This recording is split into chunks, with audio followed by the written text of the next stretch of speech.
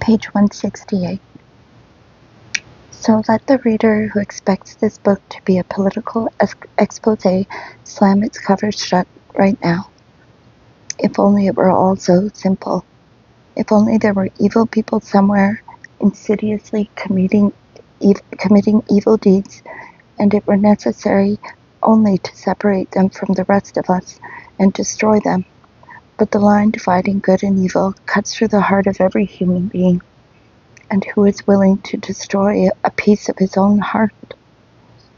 During the life of any heart, this line keeps changing place. Sometimes it is squeezed one way by exuberant evil, and sometimes it shifts to allow enough space for good to flourish. One and the same human being is, at various stages, under various circumstances, a totally different human being.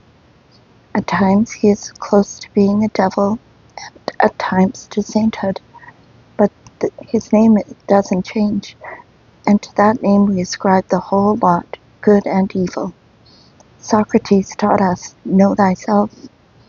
Confronted by the pit into which we are about to toss those who have done us harm, we halt, stricken dumb. It is, after all, only because of the way things worked out that they were the executioners and we weren't.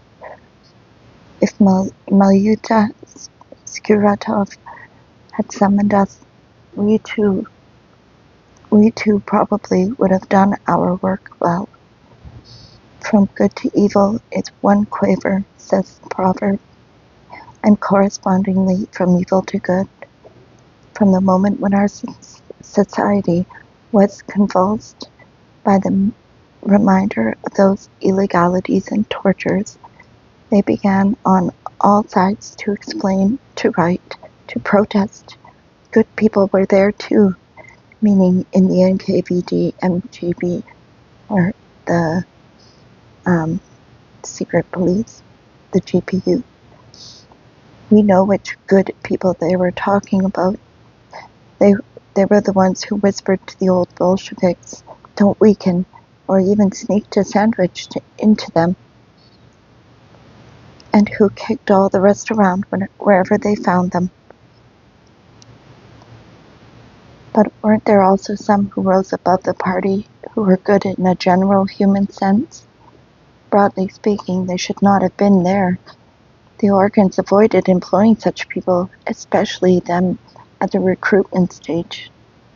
Eliminating them at the recruitment stage.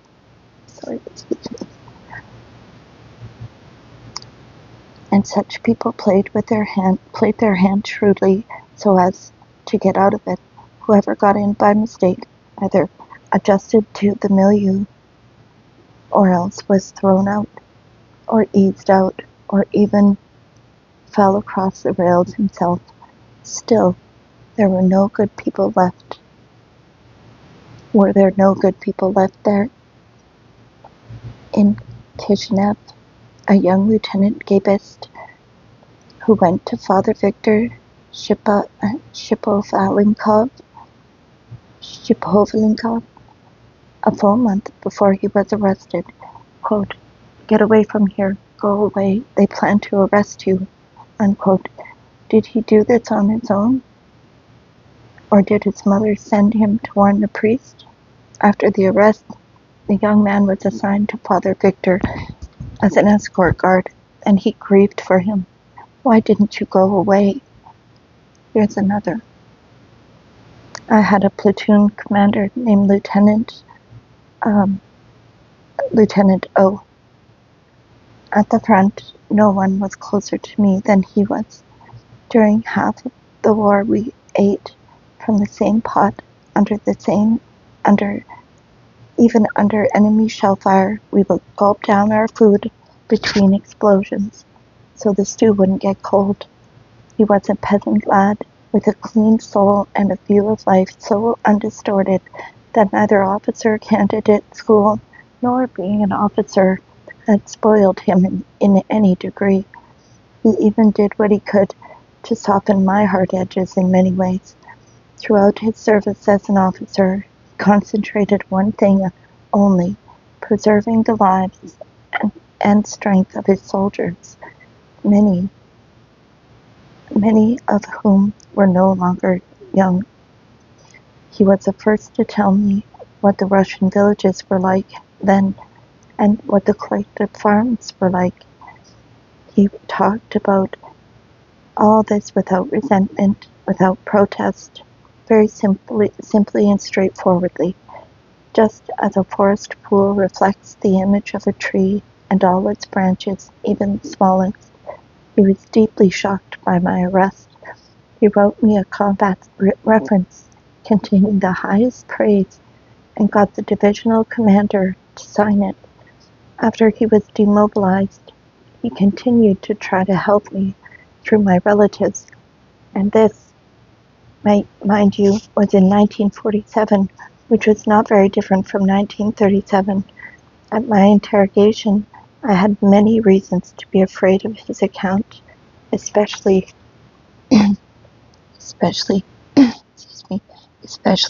lest they read my war diary, which contained the stories he told me.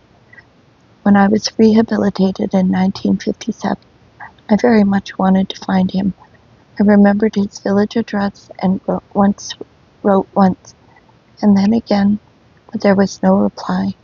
I discovered one thread I could follow, that he had graduated from the Yaroslavl Pedagogical Institute when I inquired there, they replied he was sent to work in the organs of state security. Fine, all the more interesting. I wrote to him at his city address, but there was no reply. Several years passed and Ivan Denisovich was published. Well, I thought now he'll turn up. No, 3 years later I asked one of my Yaroslavl correspondents to go to him and personally hand him a letter. My correspondent did as I asked and wrote me. Evidently, he has never read Ivan Denisovich. And truly, why should they know how things go with the prisoners after they've been sentenced? This time, Mr. O couldn't keep silent any longer. He wrote, quote, "After the institute, they offered me work in the organs, and it seemed to me,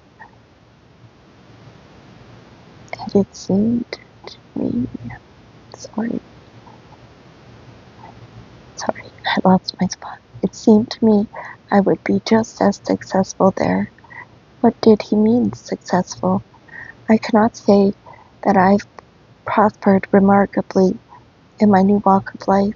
There are some things I did not like, but I work hard, and if I'm not mistaken, I shall not let my comrades down. And that's the justification, comradeship. He ended, "I no longer think about the future." And that is all. Allegedly, he had not received my previous letters. Evidently, he doesn't want to see me. But if we had met, I think this would have been a better chapter. In Stalin's last years, he had already become an interrogator. During those very years when they handed out 25-year sentences to everybody who came along, he did everything. How did everything black out? But remembering the once selfless, dedicated boy, as fresh as spring water, how can I possibly believe that everything in him changed beyond recall, and there are no living tendrils left? Oh, that's sad.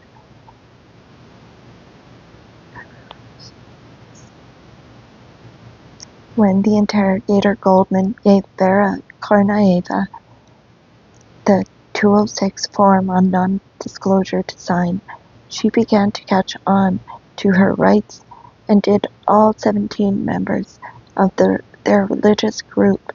Goldman raged, but he had to let her study the file. In order not to be bored waiting for her, he led her to a large office where half a dozen employees were sitting, and left her there. At first, she read quietly, but then a conversation began. Perhaps because the others were bored, and Vera launched aloud into a religious sermon. One would have had to know her to appreciate this to the full. She was a luminous person with a lively mind and a gift of eloquence, even though in freedom she had been no more than a lathe operator, a stable girl, and a housewife. They listened to her impressively, now and then asking questions in order to clarify something or other. It was catching them from an unexpected side of things. People came in from other offices and the room filled up, even though they were only typists, stenographers, file clerks, and not interrogators. In 1946, this was still their milieu. The organs. It is impossible to reconstruct her monologue. She managed to work in all sorts of things, including the question of traitors of the motherland. Why were there no traitors in the 1812 War of the Fatherland? Why were there no traitors? Why were there, when there was still serfdom, why were there no traitors? It would have been natural to have traitors then, but mostly she spoke about religious faith and religious believers. Formally, she declared unbridled passions were the basis of everything. Steal the stolen goods, and in that state of affairs, religious believers are naturally a hindrance to you. But now, when you want to build and prosper in the world, why do you persecute your best citizens? They represent your most precious material. After all, believers who don't need to be watched. They did not steal, and they did not shirk. Do you think you can build a society on a foundation of self-serving and envious people? Everything in this country is falling apart. Why do you spit in the hearts of your best people?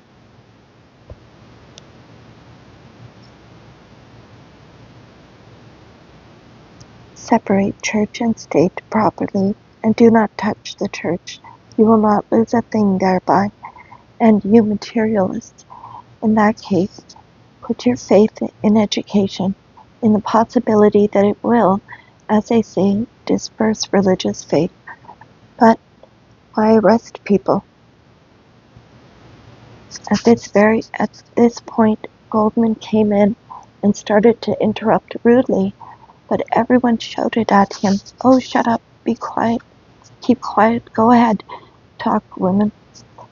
And how should they have addressed her? Citizeness? Comrade?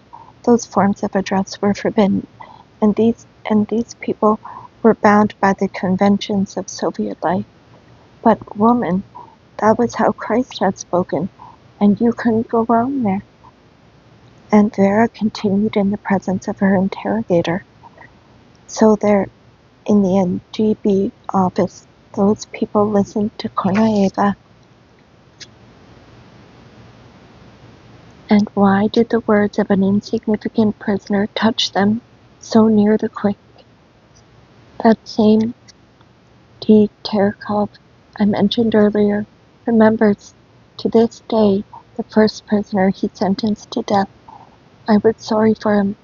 His memory obviously clings to something that came from his heart. But after the first one, he forgot many and no longer kept the count anymore. No matter how icy the jailers in the big house in Leningrad,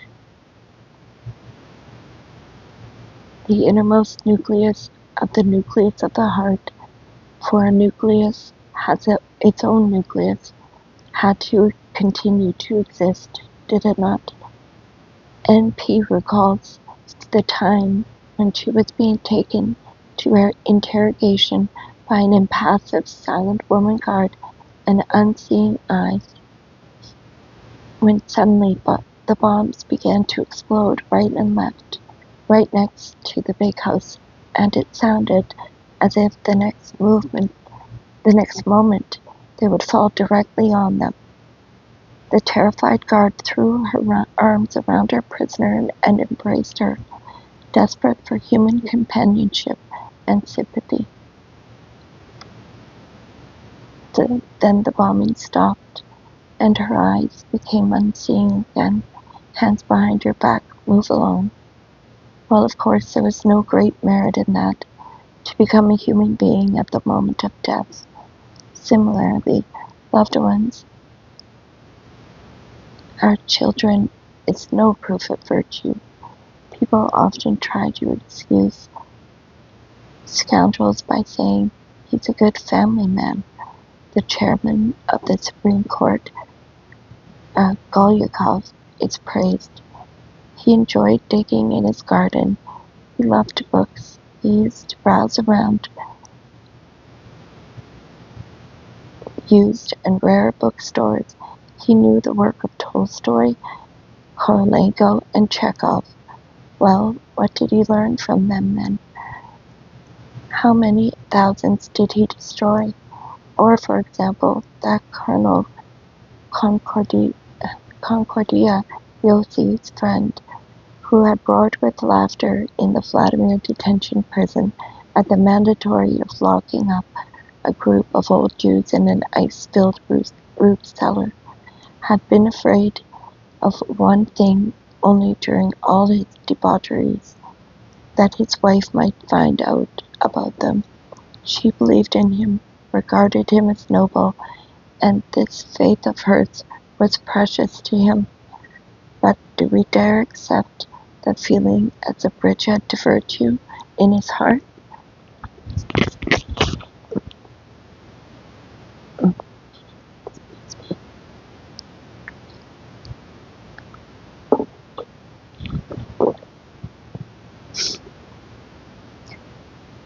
And why is it that for nearly 200 years the security forces have hung on to the color of the heavens?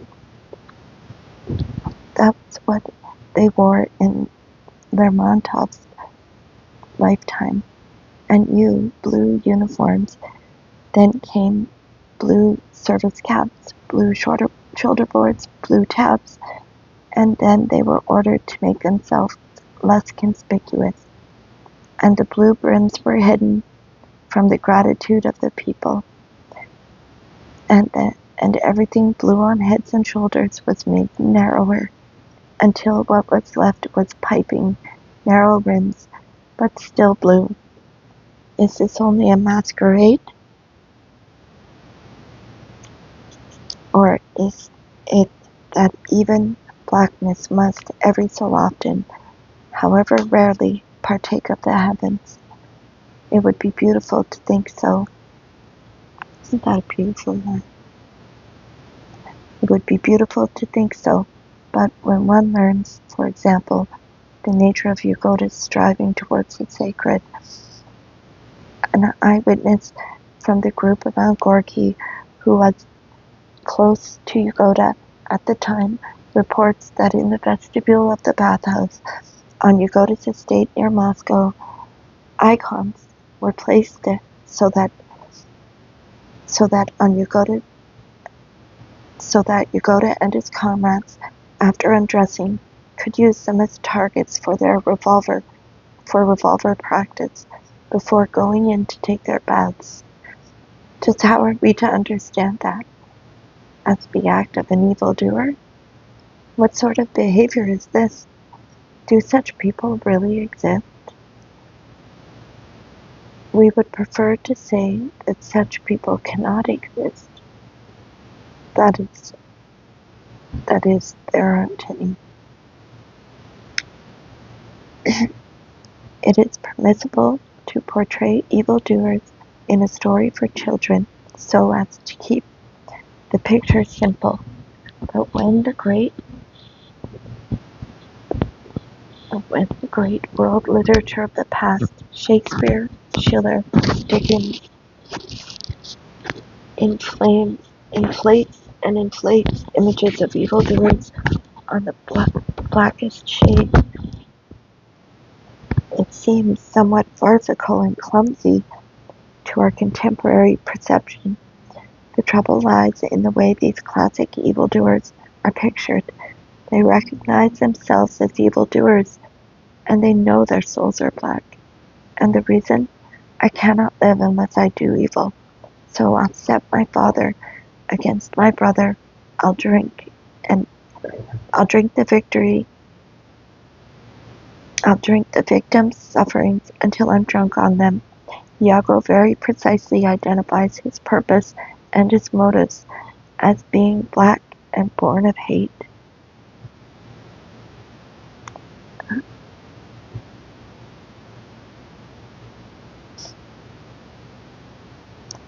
But no, that is not the way it is.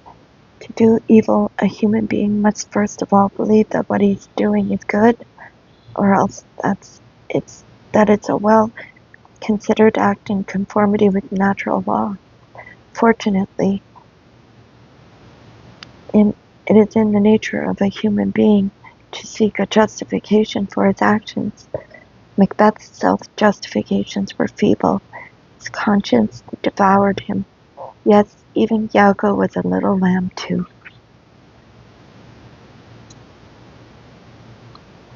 The imagination and the spiritual strength of Shakespeare's evildoers stopped short at a dozen corpses because they had no ideology.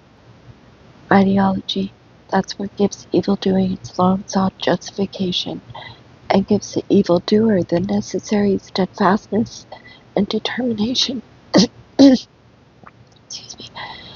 That is a social theory which helps to make his act seem good instead of bad in his own eyes and in others, so that he won't hear the reproaches and curses, but will receive praise and honors.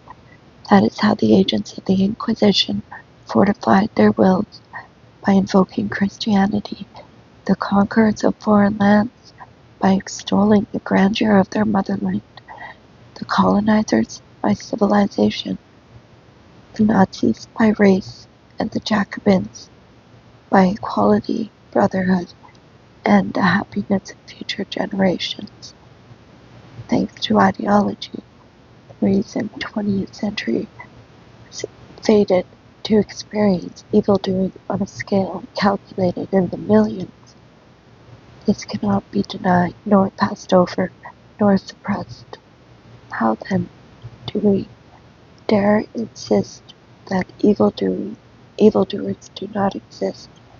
And who was it that destroyed these millions? Without evildoers, there would have been no archipelago. There was a rumor going the rounds between 1918 and 1920 that the Petrograd Cheka, headed by Uritsky, and the Odessa Cheka, headed by Deitch, did not shoot all those condemned to death, but fed some of them alive to the animals in the city zoos. I do not know whether this is truth or calumny, or if there were any such cases, how many there were, but I wouldn't set out to look for proof either. Following the practice of the Bluecaps, I would propose that they prove to us that it was impossible. How else could they get their food for the zoos and those famine years? How else take it away from the working class? Those enemies are going to die anyway, so why couldn't their deaths support the zoo economy of the Republic, and thereby assist our march into the future? Wasn't it expedient? That is the precise line the Shakespearean evildoer could not cross. But the evildoer with ideology does cross it, and his eyes remain dry and clear. Physics is aware of phenomena which occurs only at threshold magnitudes. which did not exist at all until a certain threshold encoded by and known to nature has been crossed. No matter how intense the yellow light you shine on a lithium sample, it will not emit electrons. But as soon as a weak bluish light begins to glow, it does emit them. The threshold of the photoelectric effect has been crossed. You can cool oxygen to 100 degrees below 0 centigrade and exert as much pressure as you want. It does not yield, but remains a gas. But as soon as minus 183 degrees is reached, it liquefies and begins to flow. Evidently, evil-doing has a threshold magnitude. Yes, a human being decides.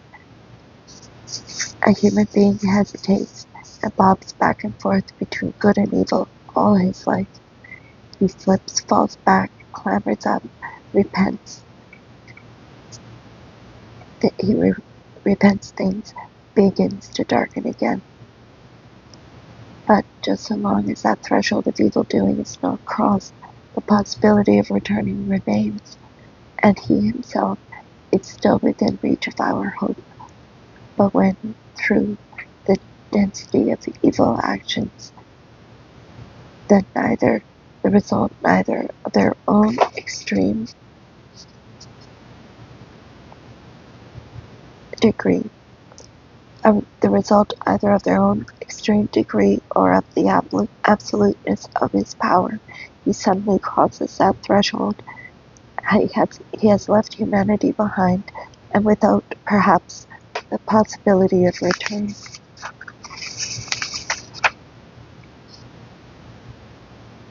From the most ancient times, justice has been a two-part concept. Virtue triumphs and vice is punished. We have been fortunate enough to live in a time when virtue, though it does not triumph, is nonetheless always tormented by attack dogs. Beaten down, sickly, virtue has now been allowed to enter in all its tatters and sit in the corner, as long as it doesn't raise its voice. However, no one dared say a word about vice. Yes, they did mock virtue, but there is no vice in that. So, yes, so many millions did get mowed down, but no one was to blame for that. And if someone piped up, what about those who, the answer comes from all sides, reproachfully and amicably at first. What are you talking about, comrade? Why, open old wounds. Then they go after you with an oaken club. Shut up.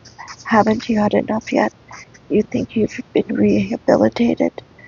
In the same time, by 1966, 86,000 Nazi criminals had been convicted in West Germany, and still we choke. With the anger here, we do not hesitate to devote to the subject page after newspaper page and hour after hour of radio time. We even stay after work to attend protest meetings and vote. Too few. 86,000 are too few, and 20 years is too little. It must go on and on. And during the same period, in our own country, according to the reports of the Military Collegium of the Supreme Court, about 10 men have been convicted. What takes place beyond the Oder and the Rhine gets us all worked up. What goes on in the environs of Moscow and behind the green fences near Sochi, or the fact that murderers, our own husbands and fathers, ride through the streets, our streets, and we make way for them as they pass, doesn't get us worked up at all, doesn't touch us.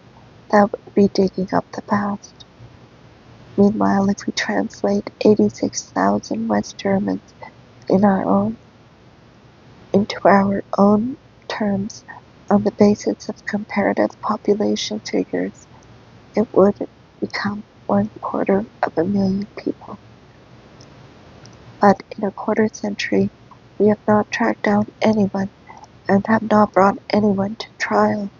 It is their words, their wounds, we are afraid to reopen, and as a symbol of them all, the smug and stupid Molotov lines at Granovsky, number 3, a man who has learned nothing at all, even now, even though he is saturated with our blood and nobly crosses the sidewalk to seat himself in his long, wide automobile. Here is a riddle for us contemporaries to figure out. Why is Germany allowed to punish its evildoers and Russia is not? What kind of disastrous path lies ahead of us if we do not have the chance to purge ourselves of that putrefaction rotting inside our body? What then can Russia teach the world?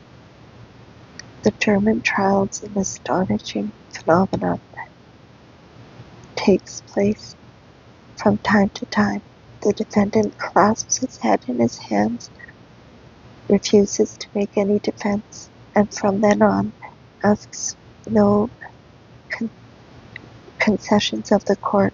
He says that the presentation of his crimes sickens. The presentation of his crimes, revived and once again confronting him, has filled him with revulsion, and he no longer wants to live. That is the ultimate height a trial can attain, when evil is so utterly condemned, and the evil has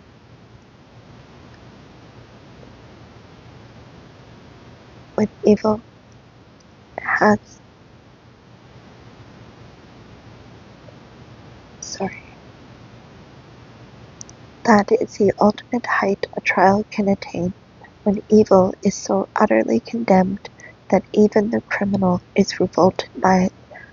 A country which has condemned evil 86,000 times from the rostrum of court, and irrevocably condemned in its literature.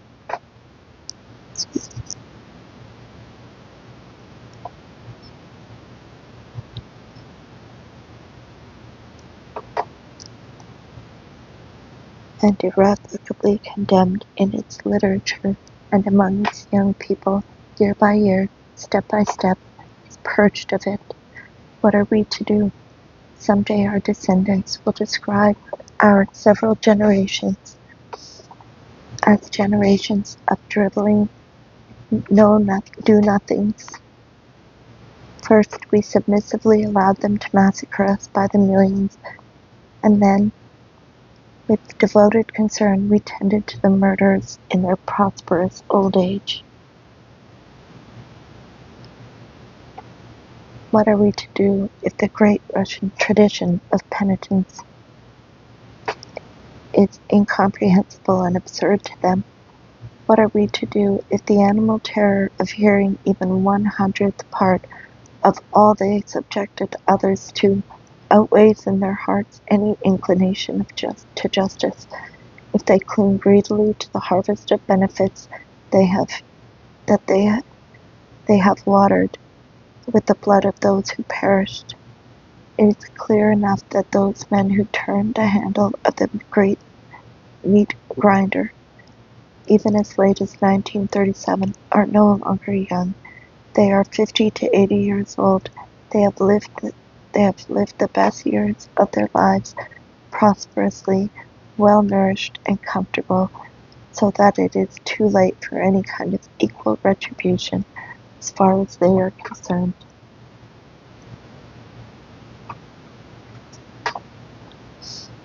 But let us be generous.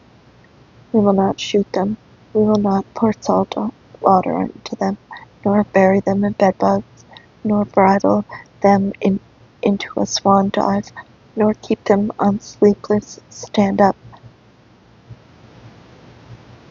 for a week.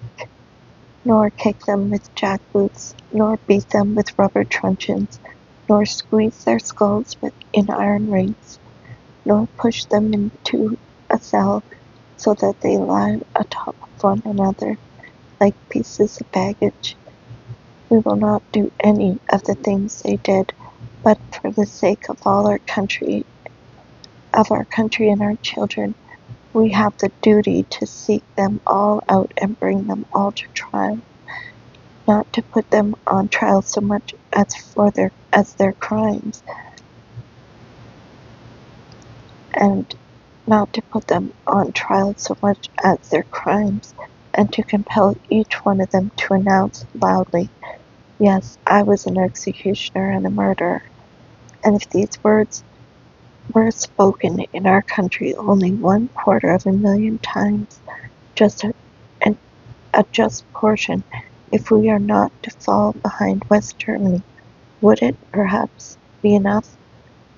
It's unthinkable in the 20th century to fail to distinguish between what constitutes an abnormal atrocity that must be prosecuted and what constitutes the past and what ought to be stirred up.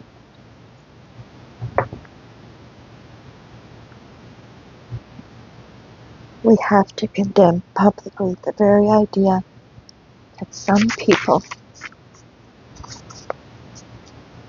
have the right to repress others. In keeping silent about evil, in burying it so deep within us that no sign of it appears on the surface, we are implanting it, and it will rise up 1,000-fold in the future.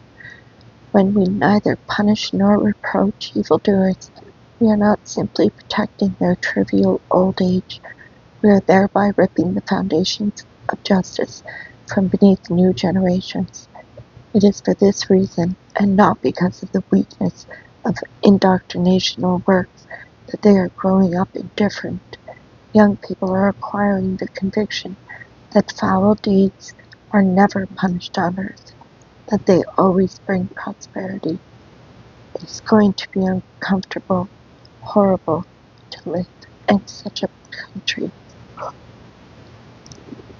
Thank you for listening. I'm really sorry that I'm having a hard time reading today. I might be tired. I'm just really struggling today. Thank you so much for sticking with me though. It's a really great chapter that's next. Have a good night.